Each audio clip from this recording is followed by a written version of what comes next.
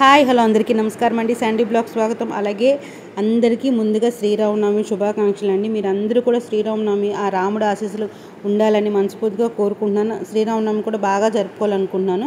ఇంకా ఉదయం లేచి ఏంటి సందే ఈ చివర అనుకుంటే ఇంకా నిన్నటి వ్లాగ్లో మీతో చెప్పాను వాటర్ కష్టాలని చెప్పేసి ఇంకా 4:30కి లేచి మోటార్ అయితే నింపేసి ట్యాంక్ నింపాను. నింపిన తర్వాత పైకి వచ్చి ఇలా శుభ్రంగా అన్నీ మాపది పెట్టుకొని అప్పుడైతే పూజ చేసుకున్నాను. నిన్న పెట్టుకున్నా కూడా ఈరోజు పూజ అంతా మాకు హాల్ బెటర్ అన్నీ ఒక దగ్గరే కాబట్టి మళ్ళీ పెట్టుకొని దీపం అయితే పెట్టించుకొని ఇద్దరం కూడా గుడికి వెళ్ళి అతను నేను కూడా చక్కగా దగ్గరలో రామాలయం ఉంటే స్వామిని దర్శించుకొని అయితే వచ్చేసాము.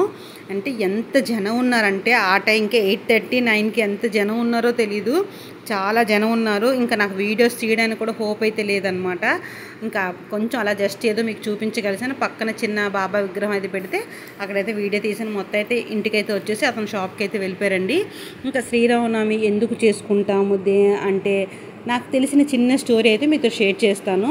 శ్రీరామనవమి రోజు విశిష్టత ఏంటి, ఎందుకు జరుపుకుంటాము, కళ్యాణం ఎప్పుడు చేస్తాము ఏంటి అనేది నాకు ఈ చిన్న విషయాలు అయితే మీతో షేర్ చేద్దాం అనుకుంటున్నాను.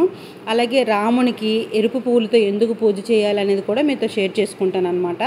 అయితే వీడియో చూస్తూ మనం అయితే వీడియోలో నేను పనులు చేసుకుంటూ మీకు ఈ స్టోరీ అంతా మీతో షేర్ చేసుకుంటాను. ఈరోజు శ్రీరామనవమి కాబట్టి రాముల వారికంట ఎరుపు పువ్వులతో పూజ చేస్తే చాలా ఇష్టం. ఎందుకు అంటే శ్రీరాముడికంట వాళ్ళ కులదైవం సూర్యభగవానుడు కాబట్టి ఉదయాన్నే లేవగానే సూర్యుడికి నమస్కరించుకొని పూజ చేసుకోవడం రామునికి చాలా అలవాటు. అలాగే సూర్యభగవానుడు అంటే ఎరుపు కదండి, అంటే అతనికి ఎరుపు పువ్వులు ఇష్టం కదా, అందుకని చెప్పేసి ఎరుపుతోనే పూజ చేస్తారు. అది దానికి తోడు రాముడికి ఎంతో ఇష్టమైన దేవుడు సూర్యభగవాన్ వాళ్ళ ఇంటి దైవాన్ని కాబట్టి అతను ఈరోజు ఆదివారం అది కూడా సూర్యభగవాని రోజు చాలా మంచి రోజు అయితే పడిందనమాట. మొత్తానికైతే అందుకని చెప్పేసి వీలైనంత వరకు మన రాముల వారికి ఈసారి అయితే మందార పువ్వులు, ఎరుపు గులాబీ పువ్వులు, అలాగే కనకాంబరాలతో పూజ అయితే చేసుకోవడానికైతే ట్రై చేయండి. నాకైతే చెప్పాను కదా మా ఆయన ఫ్రెండ్ ఆవిడ దయ వల్ల అయితే చక్కగా పువ్వులు అనేది సెట్ అవుతున్నాయి. మొత్తానికి మల్లెపూలు దండ వేశాను, కనకాంబరాలు దండ వేశాను, మందార పువ్వులు, కొంచెం తులసి అయితే ఉంచుకున్నాను. తులసి కూడా చాలా మంచిది కాబట్టి తులసి కూడా పూజ చేసుకుందామని కొంచెం సెపరేట్గా అయితే ఉంచాను. ఇంకా స్వామికి అయితే ఈరోజు ఎలా పూజ చేసుకున్నాను, అలాగే శ్రీరామనవమి ఎందుకు జరుపుకుంటాం ఏంటి అనేది చిన్న స్టోరీ అయితే నేను తెలుసుకొని మీతో షేర్ చేస్తున్నాను. ఇన్ కేస్ స్టోరీలో కానీ నేను చెప్పే తీరులో కానీ ఏదైనా తప్పు ఉంటే కనుక నాకు క్షమించండి, నాకు కామెంట్ చేయండి. నేను ఈసారి అయితే అది సరి చేసుకుంటాను. ఫస్ట్ అయితే శ్రీరామనవమి గురించి ఎందుకు జరుపుకుంటాం ఏంటి అనేది అయితే మీతో షేర్ చేస్తాను. శ్రీరామనవమి మన హిందువుల్లో చాలా ప్రత్యేకమైన పండుగ అండి. చాలా చాలా ప్రత్యేకమైనదనమాట. దీనికి ఉన్న విశిష్టత ఏ పండుగకి అంతగా మనకి ఉండదు. అంత పండుగ మన ఉగాది పోయిన తర్వాత వెంటనే వచ్చే పండుగ శ్రీరామనవమి అనమాట.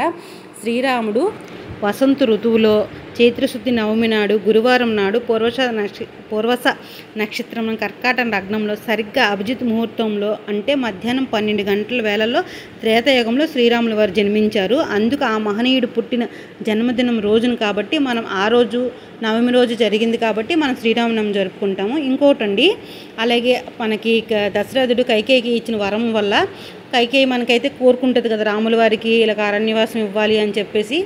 ఆ వరం కోరుకోవడం వల్ల రాముల వారి అరణ్యవాసం 14 ఏళ్ళు అయితే చేస్తారు. రావణుడు చంపడం ఇవన్నీ స్టోరీ అంతా మీకు తెలుసు. 14 ఏళ్ళు అయిపోయిన తర్వాత సేమ్ స్వామివారు 14 అరణ్యవాసం అయిపోయిన తర్వాత నవమి నాడే సేమ్ ఇవే ముహూర్తం ఇవే లగ్నం నందు నవమి నాడే స్వామివారు మళ్ళీ రావడం జరిగింది. ఆ రోజే స్వామివారికి పట్టాభిషేకం కూడా అయిందనమాట. అందుకు కూడా శ్రీరామనవమి కూడా సేమ్ అతనికి పట్టాభిషేకం అయిన రోజే శ్రీరామనవమి పడింది. అలాగే నవమి పడిందనమాట. అలాగే స్వామివారికి సీతామా తల్లికి కళ్యాణం కూడా సేమ్ ఇదే వసంత ఋతువు చైత్రశుద్ధి నవమి నాడు పూర్వస నక్షత్రం కర్కాటక లగ్నంలో కరెక్ట్గా అభిజిత్ ముహూర్తంలో స్వామివారికి కళ్యాణం కూడా అయింది. అందుకని చెప్పేసి ఈ 3 కలిపి మనకి నవమి రోజే జరిగింది కనుక స్వామివారికి మనం శ్రీరామనవమి కన్నుల పండుగ మన హిందువులందరూ జరుపుకుంటామన్నమాట. ఇప్పుడు హిందువులనే కాదండి అందరూ కూడా శ్రీరామనవమి రోజు పాల్గొంటున్నారు. మనం చూస్తూనే ఉన్నాం. హిందువులు అదేమి లేకుండా ప్రస్తుతానికి ఇలా అయితే జరుపుకుంటాం అన్నమాట. ఎక్కువగా శ్రీరాముల వారు ఉదయాన్నే లేచి సూర్యభగవానుడికి నమస్కరించుకొని దానికి తోడు ఈరోజు ఏంటంటే అస్సలుగా రాముల వారికి ఎంతో ఇష్టమైన దేవుడు కాబట్టి మనం శ్రీరామనవమి అయితే జరుపుకుంటామండి. అంటే రాముల వారికి ఎంతో ఇష్టమైన రోజు ఆదివారం, ఆ దేవుడి రోజు పడింది కాబట్టి ఇంకా మనం బాగా అయితే శ్రీరామనవమి చేసుకోవాలి. ఇంకో విషయం కూడా మీతో షేర్ చేస్తున్నానండి.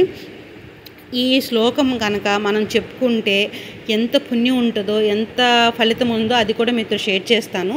ఇంకోటి అంటే ఈ భద్రాచలంలో రాముల వారి కళ్యాణం అంగరంగ వైభవంగా చేస్తారు.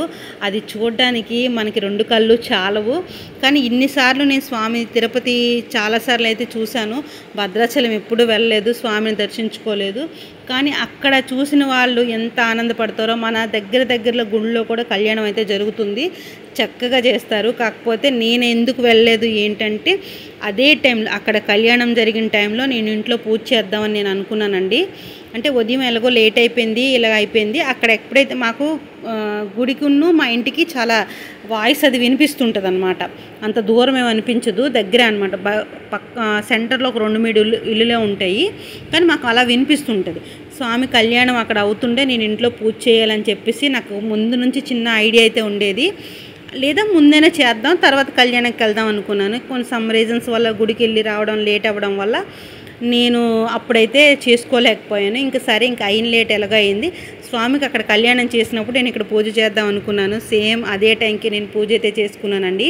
స్వామి కళ్యాణం కరెక్ట్గా 11 అంటే మధ్యాహ్నం చేసేవా సంధ్య, ఉదయం కదా పూజ చేయాలని మీకు అనిపించవచ్చు.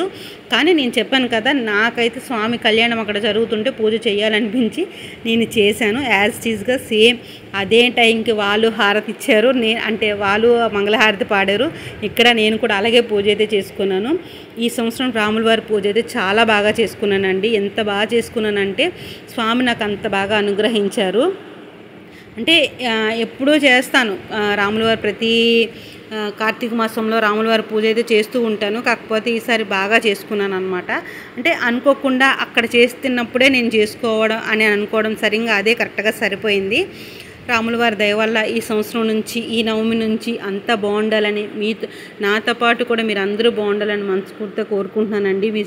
అలాగే శ్రీరాముడు ఆశీస్సులు మీకు అందరికీ ఉండాలని అనుకుంటున్నాను. రాముడిలా మనం ఉండడానికి కాస్త ట్రై చేద్దాము. అంటే అతను ఎలా ఒక మాట మీద ఉంటారో, అబద్ధాలు చెప్పరో, అంటే అంత జెన్యున్గా ఉంటారో మనము అలాగ ఉండడానికి అయితే ట్రై చేద్దాం. మ్యాక్సిమం నాకు తెలిసినంత వరకు నేను ఏదైనా అలాగే ఉంటాను. కాకపోతే అంత సాఫ్ట్గా అయితే ఉండను. కొన్ని ఎవరైనా ఏదైనా అనేటప్పుడు మాత్రం అది నేను కొంచెం ఇది చేసుకోలేక అనేస్తూ ఉంటాను. ఏదైనా కూడా అంటూ ఉంటారు, కొంచెం ఇది చేయొచ్చు కదా, ఎందుకు అంత ఫోర్స్గా అనేస్తామని. నాకు వాళ్ళు తప్పు అన్నారంటే కనుక నేను అది కొంచెం ఇది చేసుకోలేను అనమాట, వెంటనే అనేస్తాను. మొత్తానికైతే స్వామి దయ వల్ల ఈరోజైతే చాలా బాగా అయితే పూజ చేసుకున్నాను. ఈరోజు పూజ రోజు అయితే ఒక ఈ మంత్రం చదివితే మనకి ఎంత ఫలితం వస్తుందో ఏంటో మీకు చెప్తాను అన్నాను కదా. ఆ మంత్రం నాకు ఎంతవరకు వీలైతే అంతవరకు నేను చదువుతానండి. అందులో ఒత్తుల్లో కానీ ఇంకేందులో కానీ ఏదైనా తప్పు ఉంటే నన్ను క్షమించండి. నాకు ఎంతవరకు అయితే వస్తే అంతవరకే చదివి నేనైతే మీతో ఆ విషయం అయితే షేర్ చేసుకుంటాను. మనకు అందరికీ తెలుసు శ్రీరామదాసు సినిమా చూస్తే ఎవరికైనా అది నోటెడ్ అయిపోయిన మంత్రం అనమాట. శ్రీరామ రామ రమేతి రమే రామే మనోరమే సహస్రనామ తత్తుల్యం రామనామం అరేనని ఈ శ్లోకం అనేది అందరికీ తెలుసు కదా. ఈ శ్లోకం 3 సార్లు కనుక మనం చదువుకుంటే కనుక విష్ణు సహస్రనామాలు ఒక్కసారి చదివినంత ఫలితమైతే వస్తుందంటండి. ఒక్క విష్ణు సహస్రనామాలతో పాటు మనకి శివ సహస్రనామాలు చదివిన ఫలితం కూడా వస్తుందంట. అంటే ఎంతకాలం నాకు ఈ విషయం అస్సలు తెలీదు. నాకు విష్ణు సహస్రనామాలు చదవాలన్నా, లలిత సహస్రనామాలు చదవాలన్నా కొంచెం భయం అనమాట. అంటే ఏ ఒత్తులు అవి తప్పు వచ్చేస్తాయో, మళ్ళీ లేకపోతే ఏ ఒత్తులో మళ్ళీ ఏది చదవకపోతే ఏం తప్పు వస్తుంది ఏమో అని చెప్పేసి చాలా వరకు నేను నిజంగా చెప్తున్నాను, ఎన్ని పూజలు చేస్తాను కానీ చాలా వరకు నాకు ఆ భయం అయితే ఉంటుందండి. ఒక్కోసారి ఏం చేస్తానంటే ఏవైనా విష్ణు సహస్రనామాలు కానీ ఏవైనా కొంచెం కష్టంగా ఉన్నట్టయితే మనకి సెల్లో వేసేసి నేను పూజ అయితే చేసుకుంటాను. తర్వాత విడిగా చదువుతాను కానీ పూజ చేసేటప్పుడు మాత్రం కొంచెం చదవలేను, నాకు భయం. అంటే ఆ తప్పు వస్తుందేమో అని చెప్పేసి. ఈ శ్లోకం చాలా బాగుంది, అంటే ఈజీగా ఉంది, విన్నట్టు ఉంది. మనం టీవీలో వేసుకుంటూ కూడా చదువుతూ అంటే వింటూ పూజ చేసుకోవచ్చు. ఎంత ఈజీగా ఉందో చూసారు కదా. శ్రీరామ రామ రమేతి రమే రామే మనోరమే సహస్రనామ తత్తుల్యం రామనామ నామవరాననే ఎంత ఈజీగా ఉందో చూసారా. అందుకే ఈ ఒక్క శ్లోకం చేయండి, చదవండి, మనకి కూడా చాలా మంచిది. ఇన్ని విష్ణు సహస్రనామాలు చదవడం అంటే సామాన్యమైన మాట కాదండి. అది కానీ శివ సహస్రనామాలు చదవడం అన్న చాలా సామాన్యం కాదు. ఇది అన్నీ కూడా కష్టమే. అందుకని చెప్పేసి ఈ ఒక్క మంత్రాన్ని మనం ట్రై చేద్దాం. అలాగే ఈ రామదేవుని పూజ ఎలా చేసుకున్నాను ఏంటి అనేది కనుక వీడియో కనుక నచ్చితే లైక్ కొట్టండి. మీరు లైక్ కొడితే ఇంకొకరికైతే నా వీడియో అనేది రీచ్ అవుతుంది, నాకు కూడా ఒక చిన్న సపోర్ట్కి అయితే ఉంటుందండి. స్వామికి అయితే కొబ్బరికాయ అయితే కొట్టి బ్రహ్మార్పణం చెప్పేస్తున్నాను. బ్రహ్మార్పణం అందరికీ తెలుసు అనమాట. ఎవరికైనా తెలియకపోతే నాకు కామెంట్ చేయండి. ఈసారి ఎప్పుడైనా నేను మీతో షేర్ చేసుకుంటాను, షార్ట్స్లో కానీ లాంగ్ వీడియోస్లో కానీ.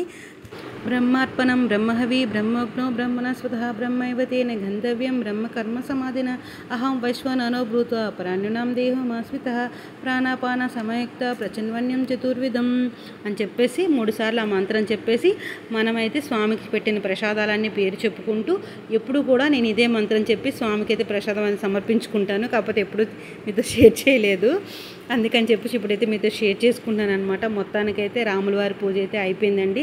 ఎంత చక్కగా బాగా చేసుకున్నాను. ప్రసాదాల విషయానికి వస్తే రాముల వారికి ఎంతో ఇష్టమైన రవ్వ లడ్డు అయితే చేశాను. అలాగే ద్రాక్ష పళ్ళు పెట్టాను, అరటిపండు పెట్టాను, ఒక తాంబూలం కూడా పెట్టానండి, కొంచెం పంచామృతం పెట్టాను, మెయిన్ పానకం, వడపప్పు, చలిమిడి ఇవి ఖచ్చితంగా స్వామివారికి అయితే ఉండాలి. అదైతే మొత్తానికైతే స్వామివారికి అయితే పెట్టేశాను అనమాట. స్వామివారికి అయితే ఖచ్చితంగా ఉండాల్సినవి ఏంటో తెలుసు కదా, పానకం, వడపప్పు, చలిమిడి ఇవి మెయిన్ అయితే ఖచ్చితంగా మనకి శ్రీరామనవమి రోజు ఉండాల్సింది. పానకం ఎలా చేయాలి ఏంటో మీకు అందరికీ తెలుసు. కాస్త బెల్లం, మిరియాల పొడి, యాలకులు, తులసాకు వేసేసి చక్కగా స్వామికి అయితే పానకం అయితే పెట్టుకొని అదే మనం మెయిన్ ప్రసాదం అదే అన్నమాట మనకి రాముల వారికి.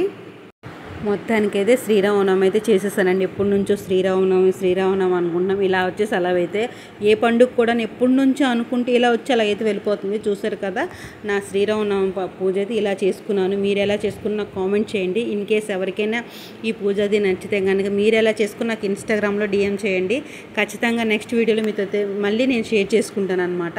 ఇంకా ఇది ఏంటి అంటే ఇక్కడ దగ్గరలో రామాలయం ఉందని చెప్పాను కదా, అన్నసంతర్పణ అయితే జరిగింది. మా వాడికి తింటానమ్మా తెస్తానమ్మా అంటే వేరే వాళ్ళ రికమెండేషన్తో అయితే తెచ్చుకొని 2 ప్లేట్లు అయితే వాళ్ళు ఇచ్చారు. ఇంకా అందరం కూడా ఇది ప్రసాదం కాబట్టి అందరం కలిపి అయితే కొంచెం సాంబార్ రైస్ అయితే కలుపుకొని అయితే అందరం ప్రసాదం కాబట్టి కొంచెం అయితే సర్దిసుకున్నాము. అంటే ఈ భోజనాలు ఎలాగైనా చాలా టేస్ట్ ఉంటాయండి. కాకపోతే నాకు వెళ్ళడానికి కొంచెం మొహమాటంగా ఉండి నేనైతే వెళ్ళను. మా వాడు మాత్రం జనం ఎక్కువ ఉన్నారు కావాలి 2-3 సార్లు వెళ్ళి రిటర్న్ అయితే వచ్చేసాడు. అప్పటికి ఇంట్లో వంట అది చేశాను కానీ ఆడికి దాని మీద మనసు ఉండిపోయిందేమో. మళ్ళీ నాకు సరే పిల్లలు ప్రసాదమే కదా ఎందుకు ఆశపడుతున్నాడు అని చెప్పేసి నేనే కిందకి వెళ్ళాను. వెళ్దామని రెడీ అయ్యేసరికి మా పై అతను ఓనర్ ఏమో ఎందుకురా ఇదవుతున్న పద వెళ్తానని చెప్పేసి అతనే దగ్గరుండి అన్నీ చక్కగా ప్లేట్లు వేసి ఇచ్చేస్తే నేను తీసుకొచ్చేసాను. అంటే కొంచెం ఇబ్బందిగా అనిపిస్తుంది కదా. ఇంకా మధ్యాహ్నం మాకైతే మినపొడియాలు, ములంకాడ కర్రీ ప్రిపేర్ చేశాను, రైసు, మజ్జిగ తాలింపు పెట్టాను, అలాగే అప్పడాలు, వడియాలు అయితే వేపాను.